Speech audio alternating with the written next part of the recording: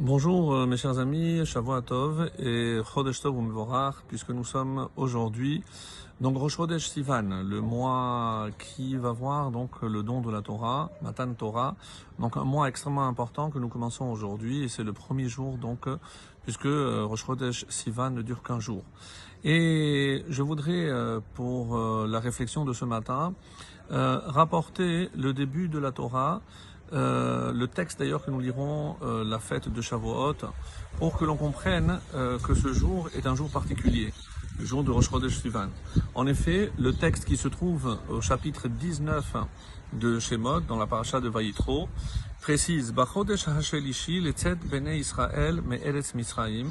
Au troisième mois de la sortie des enfants d'Israël et d'Égypte, Bayom Hazé, ce jour-ci, Baou, ils sont arrivés, Midbar Sinaï, au Midbar Sinaï. Ils sont arrivés donc au désert du Sinaï. Que l'on comprenne donc que le désert du Sinaï, c'est une longue étendue, et à partir de là, on parlera du mont Sinaï qui se trouve dans tout cet espace qui s'appelle le Sinaï. Par ailleurs, donc Rashi se pose la question, qu'est-ce que c'est Bayom Hazé? Pourquoi ce jour-ci? Et il explique, Berosh Chodesh, c'est le jour de Rosh Chodesh. Donc mes amis, aujourd'hui, donc en l'an 2448, donc vous ferez la soustraction, et ben on est arrivé un jour comme celui-ci au désert du Sinaï, donc on était au pied de la montagne où se révélera Dieu dans quelques jours. L'Oyat Tzadir Lirtov est là Bayomahu, généralement lorsqu'on dit ce jour-là, puisque on parle du passé d'un événement qui s'est déroulé et il y a plus de 3000 ans. Donc Rashi, qui voit la difficulté dans ce texte, dit Loet Tzadir Lirtov et la Bayom Hahu. On aurait dû dire Bayom Hahu, ce jour-là. Mahu Bayom Hazé. Pourquoi on précise Bayom Hazé, ce jour-ci? Et cette réponse doit pour nous être d'une importance extrême parce qu'elle vient nous dire ce que la Torah attend de nous. En effet, Sheyihu Divre Torah Chadashim Alecha Keilu Hayom Nitena.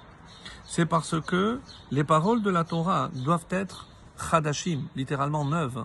Pour toi, c'est quelque chose de neuf, tu n'avais jamais entendu. Alecha ke'ilu hayom nitena, comme si elle était donnée aujourd'hui. C'est-à-dire, ce jour-ci, on parle comme si nous-mêmes, on avait atteint ce niveau où on se tient devant cette montagne. Donc, on attend un événement, on n'a pas encore compris lequel, puisque si on a campé, et c'est le verset suivant qui nous dit Vayachanu bamidbar, et ils ont campé dans le désert. Vayichan sham Israël negedahar. Et c'est curieux donc parce qu'on vient de dire qu'ils ont campé et on répète Vayichan sham Israël negedahar. Israël a campé là-bas, sham negedahar, face donc à la montagne. Et là encore, Rashi, évidemment, pourquoi cette répétition? Pourquoi, si on nous a dit Vayachanu, ils ont déjà campé, ils campèrent dans le désert, pourquoi préciser Vayichan sham Israël? Qu'est-ce que ce verset rapporte de nouveau? Alors vous avez remarqué que le premier verbe est au pluriel, Vayachanu, Béné Israël, et le deuxième, c'est Vayichan sham. Vayichan, c'est au singulier. Donc Rashi qui relève cette anomalie nous dit que Ish Echad, Belev Echad, comme un seul homme avec un seul cœur. Aval she'ar kol hachanayot betar'umot ou bemachloket. Mais malheureusement, tous les autres campements, betar'umot ou machloket, avec des plaintes et avec des disputes. Et nous le verrons d'ailleurs malheureusement dans le livre de Bamidbar où on va assister à un nombre de révoltes du peuple juif face à Moshe. Donc c'est ce qu'il y a de particulier ce jour de Rosh Chodesh, Sivan, où tout Israël est arrivé au désert de Sinaï, c'est qu'on a atteint une unité exceptionnelle. D'après nos Chachamim, c'est cette unité, lorsque Hachem a vu cette unité, c'est ce qui a déclenché le processus que l'on appellera le don de la Torah. Parce que pour pouvoir donner la Torah, il faut que Israël soit uni. Et ce jour, aujourd'hui, puisque nous avons compté hier soir dans le Homer, le 45e jour.